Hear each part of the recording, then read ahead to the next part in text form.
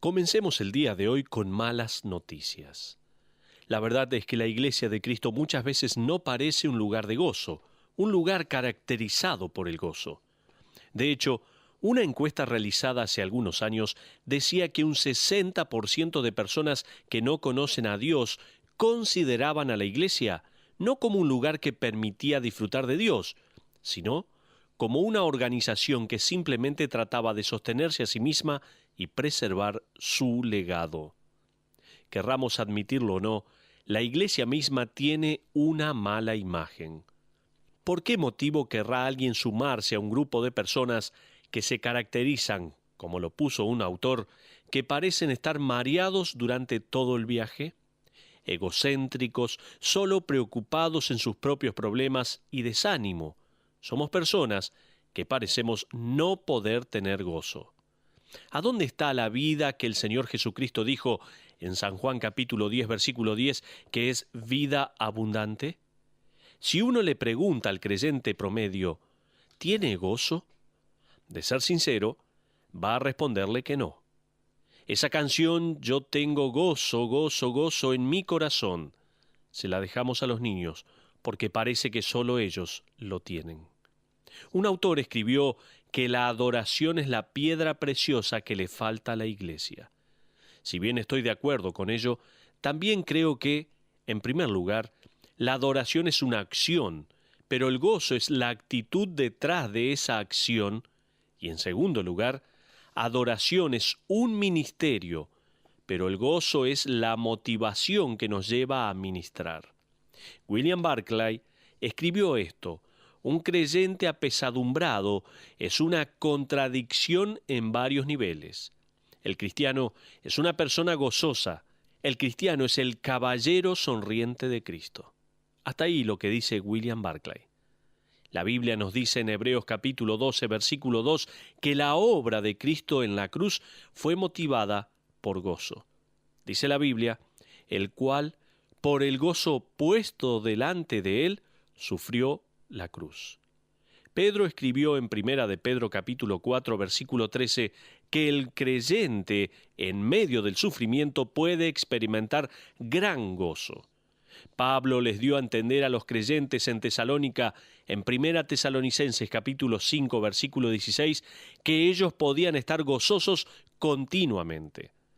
También definió al reino de Dios en Romanos capítulo 14, versículo 17, con las siguientes palabras: porque el reino de Dios no es comida ni bebida, cosas materiales, sino justicia, paz y gozo. Aún así, ese mismo ingrediente, faltante en la vida de muchos creyentes, una cualidad que nos distingue del resto del mundo, una joya preciosa y brillante que atrae a un mundo necesitado e insatisfecho, es el gozo. La joya perdida de la Iglesia es el gozo.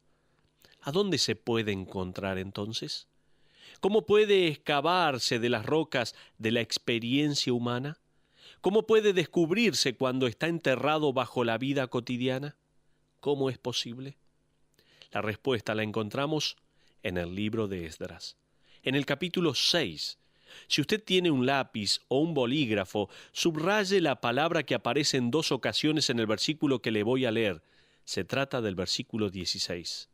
Dice así: entonces los hijos de Israel, los sacerdotes, los levitas y los demás que habían venido de la cautividad, hicieron la dedicación de esta casa de Dios con gozo. Lo vuelvo a leer. Por favor, subraye este pasaje.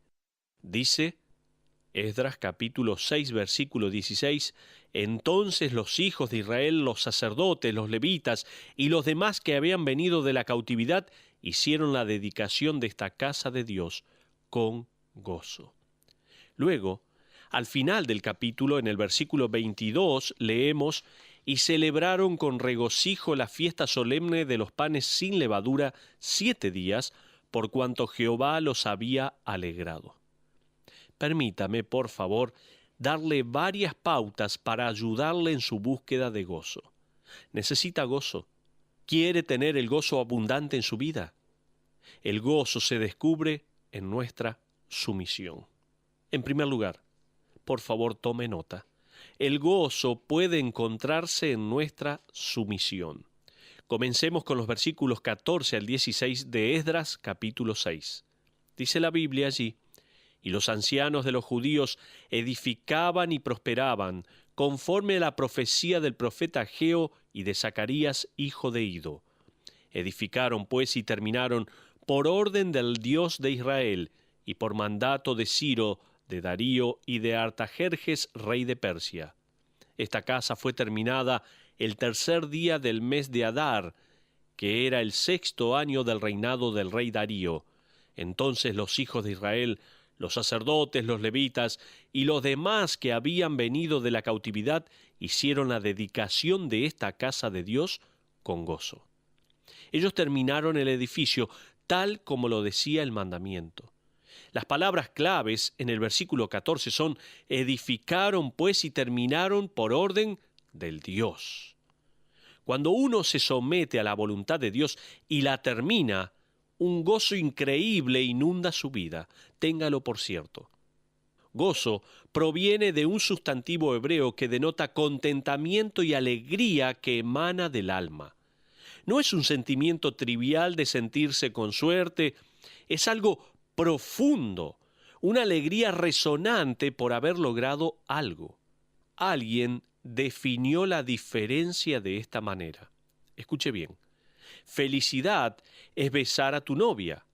Gozo es celebrar tu 50º aniversario de bodas. Está muy bueno. Hace poco estaba felicitando a una pareja de nuestra iglesia.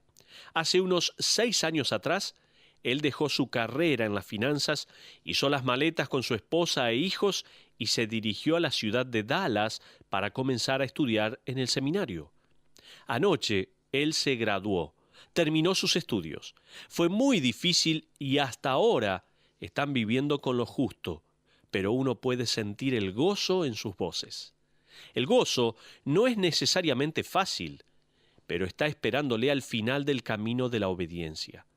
El pueblo de Israel, en estos versículos, está celebrando la dedicación del templo, recientemente terminado, y ya están celebrando, como nos dice el versículo 16, con gozo. El gozo se descubre al someterse a la voluntad de Dios. Por eso, el gozo se descubre en nuestra sumisión. Pero, en segundo lugar, el gozo se descubre en nuestra confesión. Continuemos con los versículos 17 al 20.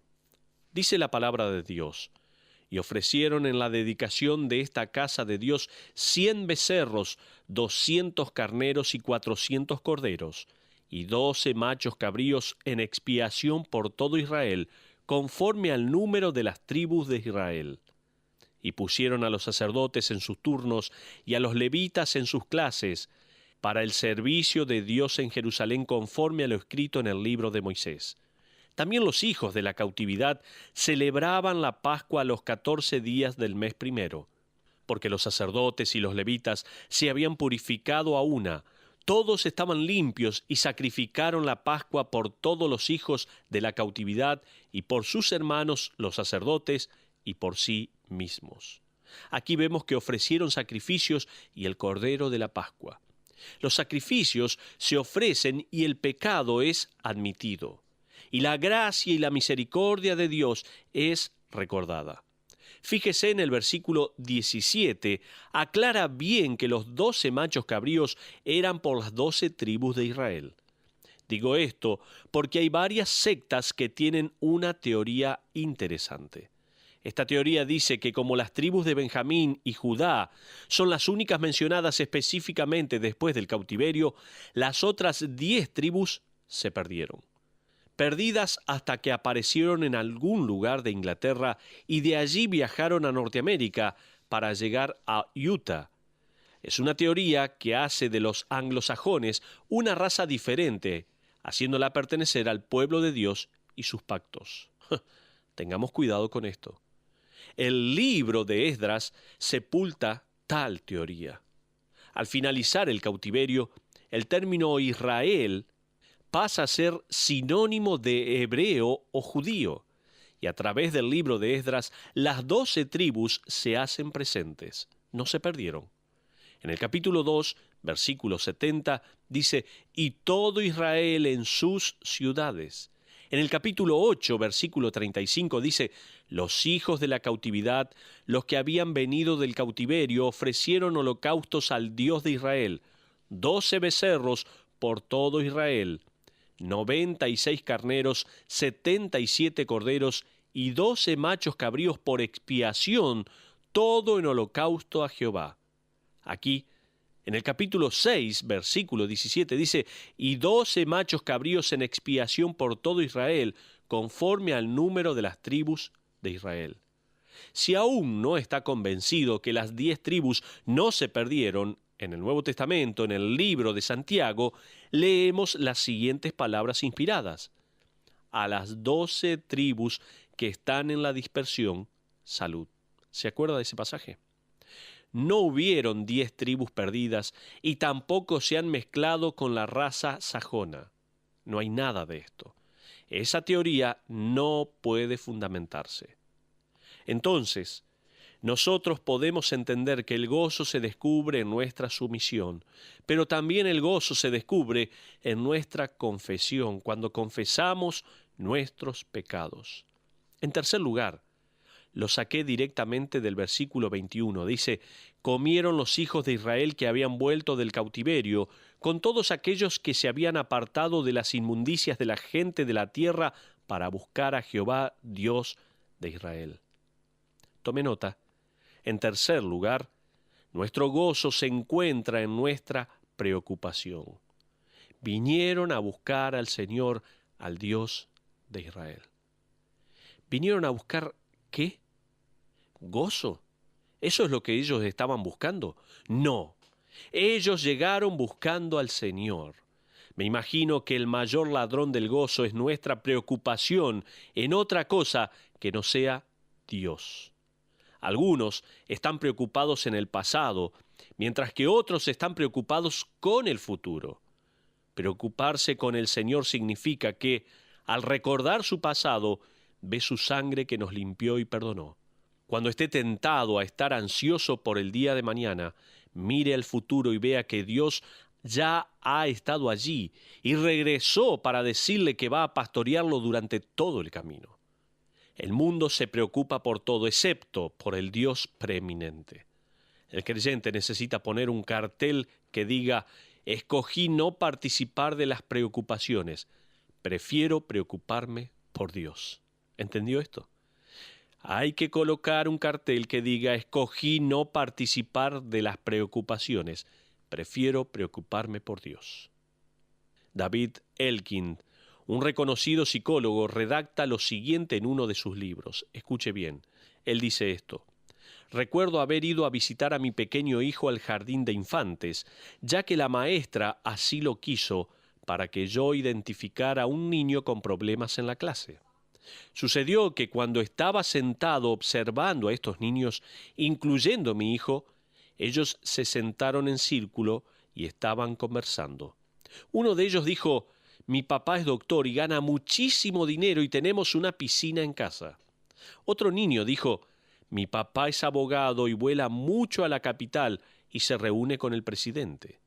Otro niño dijo, mi papá es el dueño de una compañía y tenemos un avión propio. Luego mi hijo dijo algo que no se puede soslayar, con todo orgullo mirando hacia donde yo estaba, y dijo, mi papá está aquí. Ese niño estaba experimentando gozo. El gozo es el resultado de una relación con su Padre Celestial, quien está allí. ¿Se dio cuenta? La pregunta es, ¿lo disfruta usted? ¿Se preocupa en Él? ¿Su Padre está con usted en este momento? ¿Es esa la relación que usted vive con su Padre Celestial? Como este niño, no le importaba todo el resto, no le importaba el dinero ni las propiedades, sino que su Padre estaba allí. Y eso trae gozo. Recuerde, el gozo se descubre en nuestra sumisión, el gozo se descubre en nuestra confesión, el gozo se descubre en nuestra preocupación. Pero también, en cuarto lugar, descubrir el gozo tiene que ver con nuestra percepción.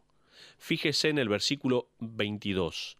Esdras, capítulo 6, versículo 22 dice: «Y celebraron con regocijo la fiesta solemne de los panes sin levaduras 7 días, por cuanto Jehová los había alegrado y había vuelto el corazón del rey de Asiria hacia ellos, para fortalecer sus manos en la obra de la casa de Dios, del Dios de Israel».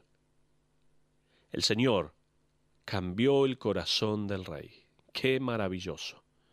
No piense ni por un momento que todo está perdido.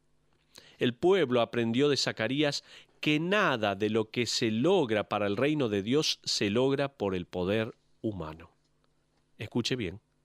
Este pueblo de Israel había aprendido de Zacarías que nada de lo que se logra para el reino de Dios se logra por el poder humano. Fíjese en el versículo 22 en la última parte. Dice así: «Jehová los había alegrado y había vuelto el corazón del rey de Asiria hacia ellos, para fortalecer sus manos en la obra». Esa es la percepción apropiada de lo que sucedió. Tal como dijo Zacarías en el capítulo 4, versículo 6, «No con ejército ni con fuerza, sino con mi espíritu, ha dicho Jehová de los ejércitos». Este es el concepto. Gozo sería entonces igual a mirar al lugar apropiado. Antes de ir terminando con este concepto en el día de hoy, me gustaría que usted haya tomado nota de dónde encontrar y dónde descubrir el gozo.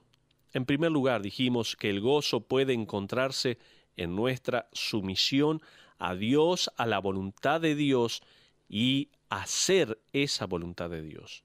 En segundo lugar, el gozo se descubre en nuestra confesión, cuando confesamos nuestros pecados delante de Dios. Pero habíamos dicho también, el tercer punto es que nuestro gozo se encuentra en nuestra preocupación. ¿En qué cosas estamos nosotros preocupados? ¿Estamos preocupados en el pasado, en el futuro, en el presente? ¿O estamos preocupados en Dios, buscando a Dios por sobre todas las cosas? En último lugar, dijimos que el gozo se descubre en nuestra percepción. Cuando sabemos, notamos de que Dios hizo tal cosa, de que Dios cambió aquí el corazón de un rey para que estos israelitas fueran beneficiados. No lo hizo nadie en un poder humano, sino que aquel pueblo había aprendido de Zacarías que nada de lo que se logra para el reino de Dios se logra por el poder humano. Entonces, estamos diciendo que gozo es igual a mirar al lugar apropiado. Hebreos capítulo 12, versículo 2, tal como nos dice allí este pasaje, dice: «Puestos los ojos en Jesús, el autor y consumador de la fe». Tito 2:13 también dice: «Aguardando la esperanza bienaventurada y la manifestación gloriosa de nuestro gran Dios y Salvador Jesucristo». El gozo no es vivir con una sonrisa dulce y repetir amén a cada rato. No es eso. No es tener una sonrisa a flor de labios todo el día. Uno no puede negar momentos de tristeza o sentimientos de abatimiento, pero hay una gran diferencia entre la tristeza y vivir miserable. ¿Puede usted celebrar cuando la vida no es perfecta?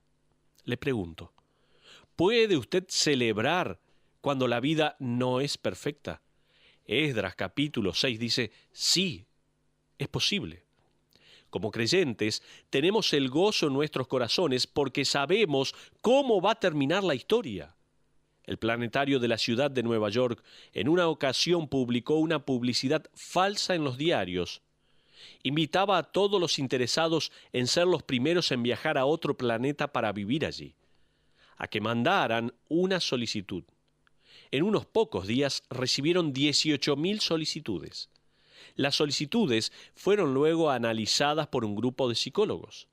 Al evaluarlas, el panel llegó a la conclusión de que la gran mayoría de los que enviaron solicitudes lo hicieron porque simplemente estaban desilusionados con la vida en este planeta y esperaban creer que se podía comenzar una nueva vida en otro planeta. Se trata de personas comunes. No estoy hablando de un grupo de locos o de alguna secta, no es eso.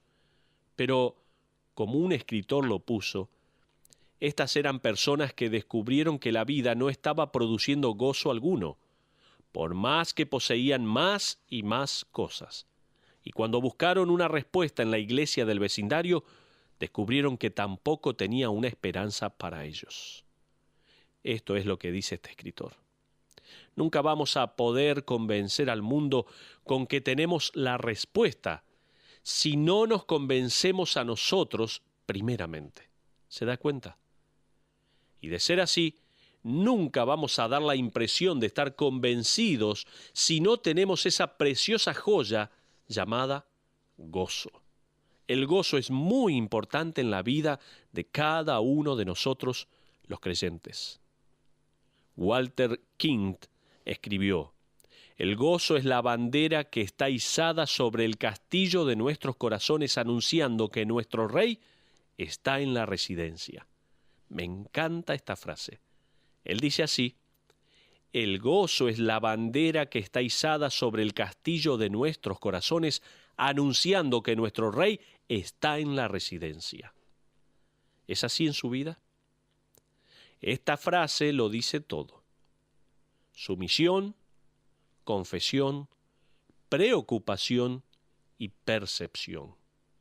Le pregunto, ¿está el Rey en el trono de su corazón? ¿Está Dios reinando en su vida completamente? Cuando el Rey está en su trono, usted podrá flamear la bandera del gozo en su vida. No se olvide de esto. Muchos están viviendo una vida sin gozo. Y no es por tener posesiones, por tener dinero, por hacer cosas grandiosas humanamente. No es eso. Sino es vivir una vida de sumisión a Dios, confesando nuestros pecados, preocupándonos por Dios y teniendo esa percepción de saber de que Dios está obrando. Esto va a hacer que podamos descubrir el gozo y que esto se manifieste en cada uno de nuestros corazones. Llegamos hasta aquí en el estudio de hoy. En la iglesia, en su gran mayoría, está la falta de gozo en los corazones de los creyentes. ¿Vamos a ser nosotros aquellos diferentes? ¿Vamos a ser nosotros aquellos que descubramos en este día el gozo y podamos transmitirlo a otras personas? No porque tenemos demasiadas posesiones o porque tenemos suplida cada una de nuestras necesidades, no es por eso, sino porque vivimos una vida agradable a Dios, de sumisión, confesión, preocupación y percepción, y ese gozo se manifiesta en nuestra vida.